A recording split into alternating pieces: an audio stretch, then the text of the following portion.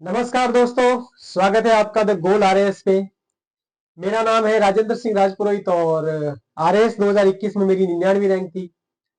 उसके तहत मुझे राजस्थान तहसीलदार सेवा अलॉट हुई है और वर्तमान में इसी के अंतर्गत कार्य कर रहा हूं मैं। जैसा कि आप सभी को पता है कि आरएएस 2024 की जो भर्ती थोड़े दिनों पहले आई थी, उसका प्री बहुत जल्द आने वाले 20 दिनों में होने वाला है। तो अब 20 दिनों के अंदर क्या रणनीति रहे, हम कैसे ज्यादा से ज्यादा स्कोर कर पाए, उसके लिए आज मैं बात करूंगा। तो सबसे पहले तो मैं आपको बता देता हूं कि इस बार का क्या सिनेरियो रहने वाला है। जैसा कि आप सभी ने देखा होगा कि जो आरएस 2023 की भर्ती थी, उसका मेंस का रिजल्ट अभी जस्ट आया है और उसकी कट ऑफ अप्रत्याशित रूप से कम रही है, 262 नंबर ही रही है। जबकि इसकी प्री की कट ऑफ जो है वो 100 से अबव चली गई थी। तो अब ऐसे में आप देख सकते हैं कि अभी जो ये 2024 वाली जो भर्ती है, इसमें आप किस हिसाब से प्री की कट ऑफ का अंदाजा लगा सकते हैं। तो एक बात तो श्योर है कि इस बार भी कट ऑफ हाई रहने वाली है। उसका कारण है, एक तो 733 पोस्टें यानी पिछली बार से कम पोस्टें इस बार है। दूसरा कारण यह है कि आपको जो है तैयारी के लिए आरपीएससी ने 5 महीने का समय दिया था। तो 5 महीने का समय बहुत होता है। उसमें कई लोगों ने जो है अच्छे से कोर्स रिवाइज वगैरह कर लिया है। जो लोग नहीं कर पाए हैं उनके लिए मैं आगे से पूरी बता दूंगा रणनीति क्या रखनी चाहिए। इसके अलावा जो है तीसरा फैक्टर इसका यह है कि जो 2023 वाली भर्ती थी, उसका अभी इंटरव्यू नहीं हुआ है। तो ये जो लोग हैं जो सेलेक्ट हुए हैं और जो नहीं सेलेक्ट हुए हैं, वो लोग भी वापस से सारे ये आरएसपी देने वाले हैं। तो जाहिर सी बात है कि कंपटीशन तो रहने वाला है और ये भी श्योर है कि कट ऑफ हाई जाएगी। हो सकता है वो 100 से अब 110 105 ऐसी भी जा सकती है। तो आपको जो है वो कमर कस के इन 20 दिनों का सदुपयोग करना होगा, तभी आप जो है इसमें अच्छा स्कोर कर पाएंगे। अब ये अच्छा स्कोर किस प्रकार कर पाए, इस बार हम ये मान के चल रहे हैं कि जो प्री के लिए जो एक जनरल कट ऑफ है, वो शायद 100 से एबव रहने वाली है। तो आपको कम से कम 105 से तो एबव नंबर लाने ही लाने। तो 105 नंबर लाने के लिए इन 20 दिनों में क्या रणनीति अपनाई जानी चाहिए, इसके लिए मैं आपसे बात करूंगा। तो अभी 20 दिन बचे हैं। आपको अब नया कंटेंट नहीं पढ़ के जो आपने पढ़ा है उसको ही रिवाइज करना है। और किस किस कंटेंट पे आपको ज्यादा वेटेज देना है, ज्यादा फोकस देना है, वो मैं आपको बता देता हूं। तो आरपीएससी का जो अब तक का ट्रेंड रहा है, उसके अनुसार वो करंट अफेयर से 20 के आसपास क्वेश्चन पूछती है। और करंट अफेयर जो लगभग 6 महीने के आसपास का होता है, क्रोनोलॉजी मूमल जो मैगजीन आती है, उनसे जो है काफी मात्रा में कवर हो जाता है। यहाँ से लगभग अगर आप अच्छे से क्रोनोलॉजी मूमल वगैरह कर लेते हैं तो 17-18 सवाल आप आराम से कर लेते हैं। ठीक है, तो करंट अफेयर को आपको बार बार रिवाइज करना है। जो भी मैगजीन आपने पढ़ी है उनको लगातार जो है फ्रीक्वेंटली रिवाइज करते रहना है। तो करंट अफेयर आपकी ग्रिप में हो जाएगा। दूसरा पोर्शन जो है वो इकोनॉमिक सर्वे का है। इकोनॉमिक सर्वे में पिछली बार थोड़ा सा ट्रेंड डाउन हुआ था। जो हर बार बोलते हैं कि 20 क्वेश्चन के आसपास पूछे जाते हैं, वो पिछली बार घट के 15-14 तक ही रह गया था। हो सकता है वो बढ़ भी जाए, हो सकता है बस घट भी जाए।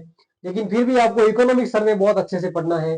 राजस्थान का जो इकोनॉमिक सर्वे है, उसके नोट्स आपके पास होंगे, मार्केट में अवेलेबल भी है। तो वो आप आराम से पढ़ सकते हैं। उसके जो फैक्ट्स हैं उनको बार बार रिवाइज करना है।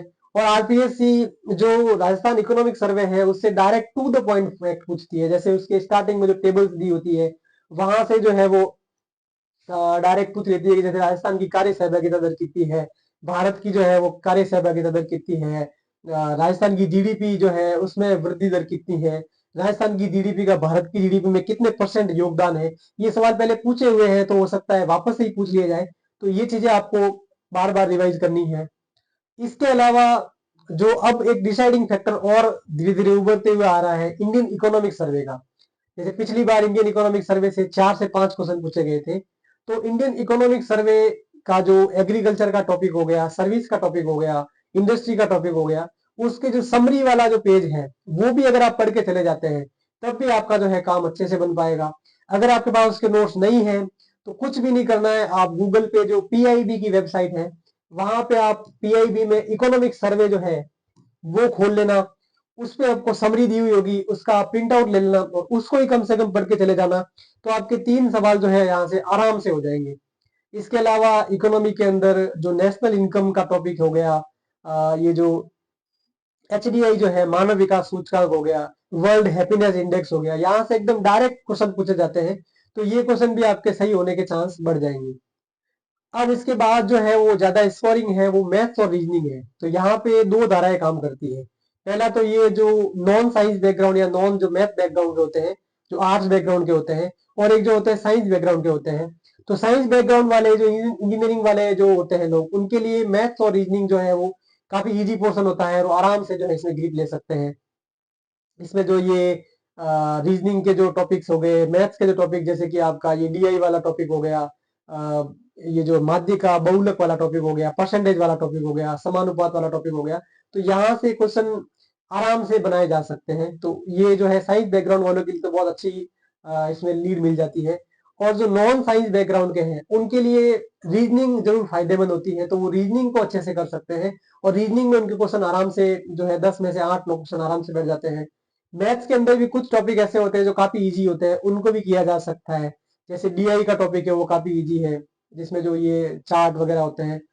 बहुलक हो गया, माध्य का हो गया, ये क्वेश्चन जो है यहाँ से इजी आते हैं, तो यहाँ से भी 2-3 क्वेश्चन आराम से आप अटेंड कर सकते हो। तो ये पोर्शन आपको हेल्प दे देगा। उसके बाद जो है स्कोरिंग पोर्शन है वो राजस्थान वाला जो है आपका, राजस्थान का GK है, जिसमें राजस्थान की हिस्ट्री हो गई, राजस्थान की जियोग्राफी हो गई, राजस्थान की आर्ट एंड कल्चर हो गई। इसको आपको काफी अच्छे से करना है। यहाँ से भी जो है वो टू द पॉइंट क्वेश्चंस आते हैं, और वो आप आराम से कर सकते हैं। आपने कर भी लिया होगा, तो इसको आपको बार बार रिवाइज करना है, इसके क्वेश्चन प्रैक्टिस करनी है। इससे आप जो है वो आराम से इससे गो थ्रू हो सकते हो।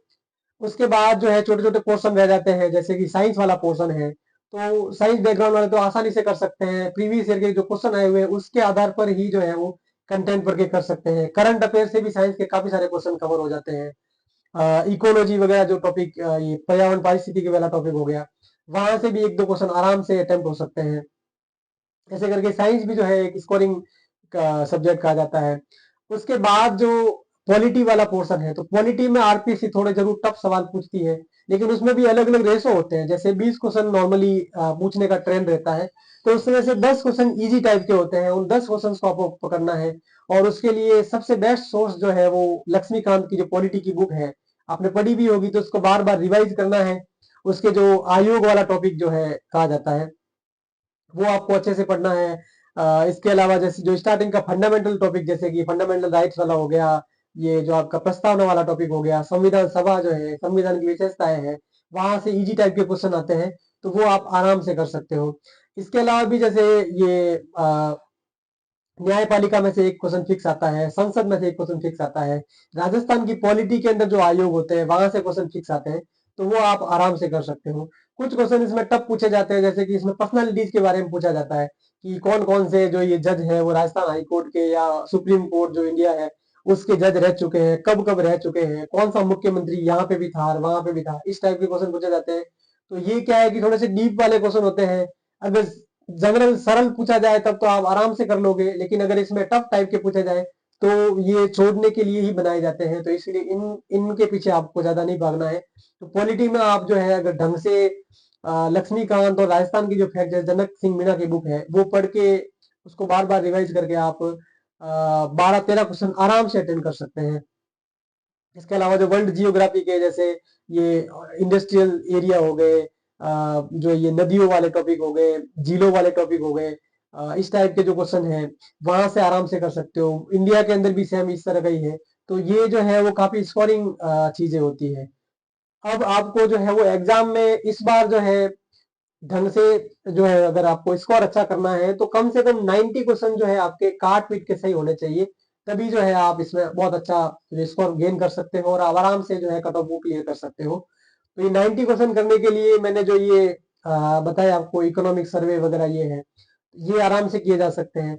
अब जैसे दूसरी बारी आती है कि सेलेक्टिव टॉपिक कौन से पढ़े जिनसे भी क्वेश्चन कवर हो जाते हैं। तो पॉलिटी के अंदर मैंने ऐसे आयोग बताए, वहां से आप अच्छे से कर सकते हो। इसके अलावा जैसे इंडियन जो हिस्ट्री देखे, तो हिस्ट्री के अंदर जैसे एंशियंट हिस्ट्री है, तो उसमें ये वैदिक काल वाला टॉपिक हो गया, अशोक वाला टॉपिक हो गया, जो ये मौर्य काल वाला, वहां से देख सकते हो, कुछ लिटरेचर वगैरह देख सकते हो। और मॉडर्न इंडिया के अंदर जो आपका राष्ट्रीय आंदोलन वगैरह हो गया, वहां से क्वेश्चन जरूर आ सकते हैं। मिडाइवल को आप स्किप कर सकते हो, हल्का सा जैसे पहले का पढ़ा हुआ भी जो है उसमें याद आ जाता है। और इसमें या तो बहुत इजी टाइप का क्वेश्चन आएगा या फिर टफ टाइप का आएगा। तो टफ आएगा तो वो आप पढ़ के भी नहीं कर पाओगे, अगर आपने ढंग से पढ़ा है तो ही कर पाओगे, इसलिए इसको आप स्किप कर सकते हो। तो जो हिस्ट्री वाला पोर्शन है उसमें एंशियंट हिस्ट्री के जो स्टार्टिंग के टॉपिक है, वैदिक काल वगैरह, उनको गहराई से पढ़ना है। और मॉडर्न हिस्ट्री के अंदर जो अपना राष्ट्रीय आंदोलन है उसको अच्छे से पढ़ना है। तो आप जो है हिस्ट्री के अंदर आराम से जो है वो 10-12 क्वेश्चन आराम से अटेम्प्ट कर पाओगे। फिर उसके बाद जैसे पॉलिटी का हो गया, जियोग्राफी के अंदर ये जो वर्ल्ड के औद्योगिक क्षेत्र हो गए, झीलें, नदियां वगैरह टॉपिक हो गए, हिमालय वाला ये जो पर्वतों वाला टॉपिक है, कौन सी पर्वत श्रेणियां हैं, कौन सी किसके बाद है, उनका सीरीज वगैरह है, ये दर्रे वगैरह है, यहाँ से क्वेश्चन पूछे जाते हैं। इंडस्ट्रियल रीजन हो गए, और इसके अलावा जैसे खनिज क्षेत्र हो गए, गलियारे हो गए, औद्योगिक गलियारे वगैरह, ये चीजें पढ़ के जो है आप आराम से इसमें भी आप काफी अच्छा स्कोर कर सकते हो। इसके अलावा जो है राजस्थान का जो पोर्शन है उसमें आर्ट एंड कल्चर को थोड़ा विशेष ध्यान दिया जा सकता है। मॉडर्न राजस्थान की जो हिस्ट्री है उस पर थोड़ा ध्यान दिया जा सकता है। और राजस्थान के अंदर जो आपका ये एक तो ऊर्जा वाला टॉपिक है, एक खनिज वाला टॉपिक है, इसको आप अच्छे से करके यहाँ से भी काफी अच्छा जो है आप क्वेश्चन कर सकते हो। जनसंख्या वाला टॉपिक है, वहां से 1 से 2 सवाल फिक्स आते हैं, तो उसको भी आप बार बार रिवाइज कर सकते हैं। और इसके अलावा जो आपको मैंने जो बेस बताया कि एक तो ये करंट अफेयर हो गए, इकोनॉमिक सर्वे हो गया, और मैथ्स और रीजनिंग हो गए, इनको आपको अच्छे से करना है, तो आप आराम से जो है काफी अच्छा स्कोर गेन कर पाओगे। अब आपको सबसे इंपॉर्टेंट तो ये है कि इस एग्जाम में घबराना नहीं है, और कॉन्फिडेंस को बना के रखना है, क्योंकि कई लोग जैसे ये सोचेंगे कि इतना स्कोर कर पाए या नहीं कर पाए, क्या होगा हमारा, ये तो चीजें आपकी सोचने की नहीं है। आप तो बस जो है वो ये चीजें एक बार बार रिवाइज करो, और जितना हो सके क्वेश्चन प्रैक्टिस कर सकते हो। अब क्वेश्चन प्रैक्टिस कैसे करनी है, तो आरपीएससी के जो अभी पेपर्स हुए हैं, जैसे कि सेकंड गियर का एग्जाम हो गया, इससे पहले भी खूब सारे एग्जाम, जैसे ये आपका असिस्टेंट प्रोफेसर का एग्जाम हो गया, तो इनमें आरपीएससी का ट्रेंड क्या रहा है, ये आपको देखना बहुत जरूरी है कि आरपीएससी कौन कौन से टॉपिक से क्वेश्चन पूछ रही है। तो वो आराम से 2 दिन निकाल के आप अच्छे से इसकी पूरी एक एनालिसिस कर सकते हो। तो आपको पता लग जाएगा कि जो है एग्जामिनर का माइंडसेट क्या चल रहा है, वो किस टॉपिक पे ज्यादा जोर दे रहा है। तो वहां से आप ये पता लगा पाओगे कि अब आपको जो है वो किस टॉपिक को बार बार रिवाइज करने की आवश्यकता है, करंट में भी वो किस एरिया में जा रहा है। जैसे पिछली बार जैसे 2023 का जो आरएस फ्री हुआ था, तो उसके पहले के जितने भी जो एग्जाम हुए थे, जो ये टीचर का एग्जाम हो चाहे कोई भी एग्जाम हो, तो उसमें एक ट्रेंड देखा गया था कि उन एग्जाम के अंदर वो स्पोर्ट्स के जो करंट अफेयर है वो काफी टफ टाइप के पूछ रहे थे, मतलब बिल्कुल छोटी छोटी घटनाएं हैं या फिर ऐसी घटनाएं जिसपे लोगों का ध्यान नहीं जाता है, वो चीजें वो ज्यादा पूछ रहे थे। और वो का वो ट्रेंड जो है वो प्री के अंदर बरकरार रहा। प्री के अंदर ऐसे क्वेश्चन पूछे गए जिसमें स्पोर्ट्स के बिल्कुल जो अनकॉमन इवेंट्स जो होते हैं, या फिर ऐसे इवेंट जो घरेलू प्रतियोगिताएं होती है जिनपे लोग ध्यान नहीं देते हैं, वहां से क्वेश्चन पूछे गए। तो वो मतलब लोगों की पहुंच से बाहर हो गया। तो ये वाला ट्रेंड आपको अभी वाले जो पेपर्स हुए ना उससे पता करना पड़ेगा, करंट अफेयर में वो किस ओर जा रही है, जो स्टैटिक पोर्शन है उसमें किस ओर जा रही है। तो वो जो है आराम से पता किया जा सकता है। हो सका तो इस पे एक वीडियो भी हम बना देंगे कि आरपीएससी का ट्रेंड इन एग्जाम्स में कैसा रहा है, और आपको कौन कौन से टॉपिक्स पे ज्यादा ध्यान देने की आवश्यकता है। तो वो आप आराम से कर सकते हैं। तो इससे क्या है कि आपको एग्जाम की एक समझ हो जाएगी कि अब आपको क्या क्या चीजें पढ़नी है। फिर एग्जाम के अंदर आपको क्या क्या चीजें ध्यान रखनी है, तो पिछली बार आपने देखा होगा कि एक आरपीएससी ने नया सिस्टम शुरू किया है 5 गोले भरवाने का। जिन लोगों ने 5वां गोला नहीं भरा है, गलती से काफी सारे गोले खाली रह गए, तो उन लोगों को डिबार कर दिया गया था, उन लोगों को जो है उनका वैसे ही रिजल्ट रोक दिया गया था, मतलब उनको कंसिडर ही नहीं किया गया था। तो इस चीज का सबसे इंपॉर्टेंट ध्यान रखना है, आपकी सारी मेहनत जो है वो उस पर टिकी हुई है। गोले भरने में गलती नहीं करनी है, जो सवाल आप नहीं कर रहे हो उसको जो है वो आपको 5वां गोला जरूर भरना है, खाली उसको नहीं रखना है। दूसरी बात, एग्जाम में जैसे इस बार आपने सुना होगा कि आधार ऑथेंटिकेशन जो कर रहे हैं उसमें आधार से आपकी जांच वगैरह होगी, तो ये 1 घंटे पहले 1.5 घंटे पहले भी बुला सकते हैं आपको। तो एग्जाम में टाइम पे पहुंचना है, टाइम पे पहुंचना सबसे इंपॉर्टेंट है। ठीक है, आपने अगर ढंग से मेहनत की हुई है, लेकिन अगर आप वहां पे 5 मिनट भी लेट हो जाते हो और उसकी वजह से आपको एग्जाम हॉल में नहीं बैठने दिया जाता, तो आपकी सारी मेहनत धरी की धरी रह जाती है। इसलिए इन चीजों का आपको विशेष ध्यान रखना है। अभी आपको सिलेबस बड़ा देख के वगैरह इस तरह से कट ऑफ का एक प्रिडिक्शन लगा के जरूर थोड़ी बहुत टेंशन हो रही होगी, और वो होनी भी स्वाभाविक है। टेंशन जो है एक फोर्स का काम करती है, लेकिन एक लिमिट तक ही टेंशन होनी चाहिए। उससे ज्यादा अगर वो टेंशन होती है तो वो नेगेटिव आपकी जो है परफॉर्मेंस पे नेगेटिव इफेक्ट डाल देती है। तो आपको टेंशन नहीं लेनी है, थोड़ी बहुत हो रही है तो वो पढ़ाई के लिए हो रही है, और उसके अनुरूप आप पढ़ते हैं रेगुलर, आप 7-8 घंटे रेगुलर निकाल रहे हैं, तो आपको घबराने की कोई जरूरत नहीं है। बस इस दौरान आपको ये करना है कि जो भी पढ़ा हुआ है उसको बार बार रिवाइज करो, आरपीएससी का क्या ट्रेंड रहा है उसके अनुरूप कंटेंट को पढ़ो, और जो है वो निश्चिंत रह के जो है अपनी बेस्ट देने की कोशिश करो। बाकी एग्जाम में पेपर कैसा आएगा, क्या होगा, कट ऑफ क्या रहेगी, वो सब चीजें अब सोचने का समय नहीं है।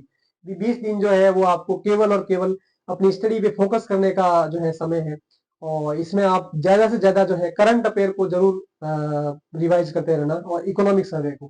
करंट अफेयर का ऐसा रहता है कि अगर आपने लास्ट टाइम तक रिवाइज नहीं किया तो बहुत सारा होता है, 6 महीने का करंट अफेयर होता है, तो उसमें फैक्ट इधर से उधर हो जाते हैं, तो वो एग्जाम में याद नहीं हो पाने की वजह से कंफ्यूजन में गलत हो जाते हैं। इसलिए आप इसका रिवीजन जरूर करते रहना। इकोनॉमिक सर्वे में भी सेम ये का ये रहता है, तो उसका भी रिवीजन आप टाइम टू टाइम करते रहना, तो आपके जो है वो कॉन्फिडेंस से क्वेश्चन हो जाएंगे।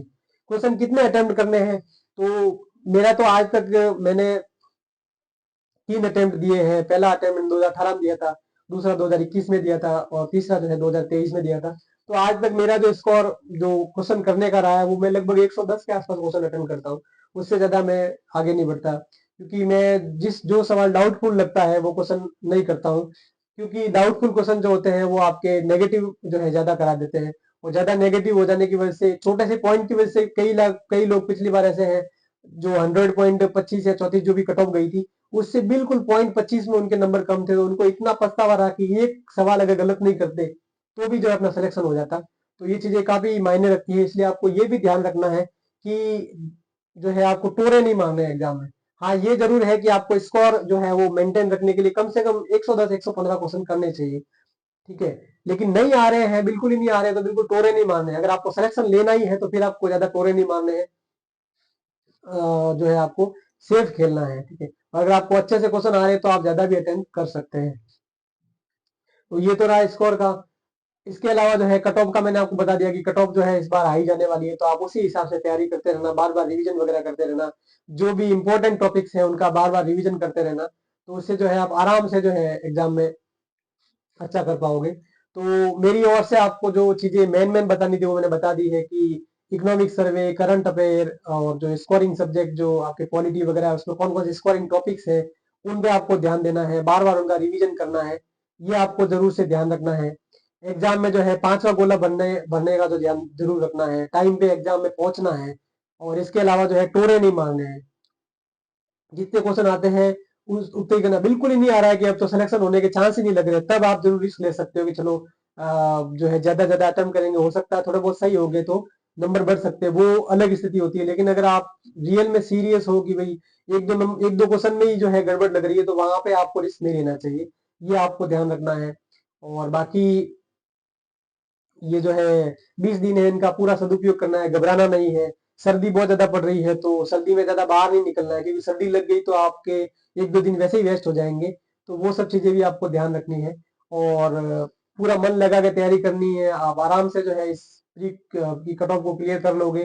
फिर आगे जो है आरपीएससी ने आपको मेंस के लिए पहले से ही डेट बता दी है, समय भी बता दिया है, तो वो सब चीजें धीरे धीरे हो जाएगी, इसलिए घबराना नहीं है। और मार्केट में हवाएं चलती रहती है कि भाई इतनी कम कट ऑफ गई है, क्या हो रहा है क्या नहीं हो रहा है, तो ये सब चीजें अपने सोचने के विषय नहीं है। अभी अपना जो सोचने का विषय है वो ये है कि अपनी तैयारी किस तरह से बेहतर हो सके, किस तरह से कंटेंट पे अपनी कमांड हो सके, कुछ भी पूछ लिया जाए तो उसको जो है हम अच्छे से करें। वो अगर आप कर लेते हैं तो रिजल्ट आपके पक्ष में आना ही आना है, इसलिए बिना किसी टेंशन के आप तैयारी करते रहे। ईश्वर आपका जरूर साथ देंगे। All the best, thank you.